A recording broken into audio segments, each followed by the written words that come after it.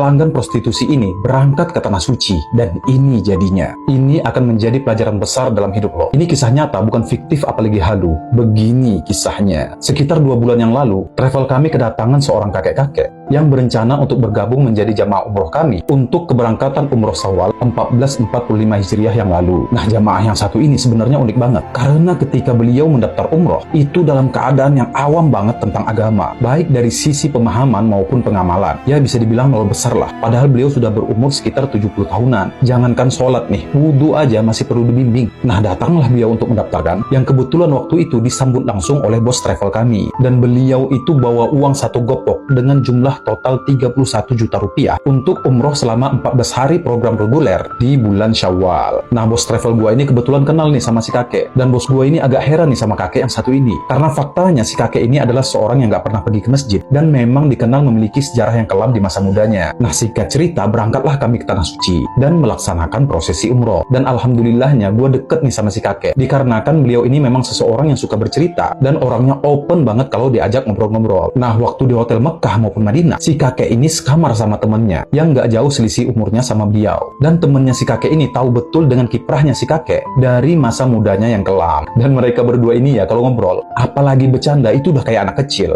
Nggak berantem sih, cuman digoda-godain aja gitu. Sampai-sampai kadang-kadang mereka itu saling bongkar aib-aib kecil semasa muda tentang kejahilan-kejahilan dan kenakalan mereka yang pernah dilakukan zaman dulu. Jadi ngomongnya itu udah ceplos-ceplos kayak nggak ada batas. Dan itu mereka lakuin cuman di depan gua sama teman aja. Jadi obrolan-obrolan kayak gitu tidak dikeluarkan di hadapan umum. Nah, gua sama teman gua ini hanya dengerin aja. Dan kadang juga kami dibuat ketawa sama kelakuan dan obrolan mereka berdua. Nah, singkat cerita nih, kembalilah kami dari tanah suci menuju kampung halaman. Dan disinilah cerita intinya itu terjadi. Jadi begini teman-teman, dari bandara terakhir menuju kampung halaman kami, ini ditempuh selama sekitar 5-6 jaman lah dengan mengendarai bis patas. Nah, di perjalanan pulang ini, sekitar 25 kilometeran lah menuju kampung kami. Tiba-tiba temennya si kakek tadi yang kebetulan duduk di samping si kakek menunjuk ke arah jendela seberangnya sambil ngomong kayak gini nih dengan suara yang keras.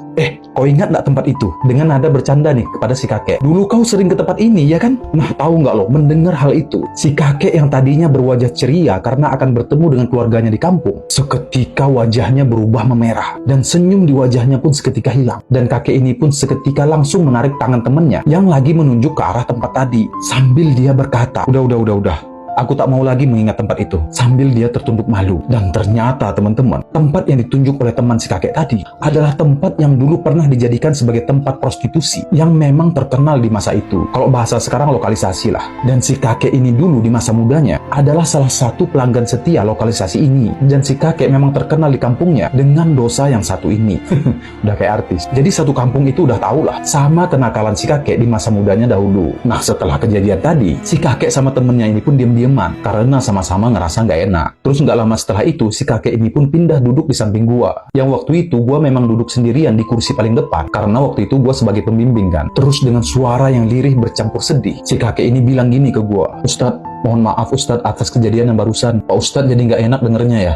Udahlah nih Aki, nggak apa-apa. Anggap saja hanya bercanda. Begini Pak Ustadz, sebenarnya apa yang dibilang oleh teman saya tadi, itu benar adanya Pak Ustadz. Saya dulu di masa muda adalah pelanggan setia tempat itu Pak Ustadz. Saya aja sampai sekarang masih malu dengan dosa saya sendiri. Apa diampuni apa enggak nanti sama Allah ya Pak Ustadz. Sambil kakek ini meneteskan air mata. Gue yang mendengar itu langsung bilang ke si kakek, "Nih Aki, saya mau tanya nih. Nih Aki menyesal atau enggak dengan dosa-dosa yang tadi?" "Ya Allah Pak Ustadz, sungguh mati saya menyesal Pak Ustadz. Kalau bisa diulangi masa muda saya enggak mau melakukan dosa besar itu. Saya berangkat umroh ini pun dengan tujuan untuk memohon ampun kepada Allah di tanah suci untuk menghapuskan dosa-dosa saya Pak Ustadz." Dengan mata yang berkaca-kaca mendengar kalimat yang dikeluarkan oleh kakek itu, gua pun bilang ke beliau, "Alhamdulillah nih Aki, penyesalan atas dosa yang pernah kita buat adalah salah satu syarat diterimanya taubat kita. Dan alhamdulillah nih Aki sudah mendapatkan itu. Tinggal nih Aki berhenti dari perbuatan dosa itu dan bertekad untuk tidak lagi mengulanginya untuk selama-lamanya. Apa yang pernah nih Aki lakukan berupa dosa besar di masa muda lalu, anggaplah sebagai pelajaran besar di dalam hidup. Bisa jadi dosa-dosa besar yang pernah nih Aki lakukan itu yang menjadi pengantar taubat nih Aki dan akan menjadi sumber ampunan nanti di hadapan Allah Subhanahu wa Ta'ala." Amin ya Allah. Terima kasih atas nasihatnya Pak Ustadz, dan terima kasih juga atas bimbingannya selama di tanah suci. Sama-sama nih Aki, itu udah memang kewajiban saya. Dan beberapa menit kemudian kami pun sampai di kampung halaman, bertemu keluarga dan kembali ke rumah masing-masing. Nah, kira-kira 4 minggu setelah itu, gua pun kebetulan melintas di kampung si kakek karena adanya suatu keperluan gitu. Dan waktu itu pas masuk waktu maghrib.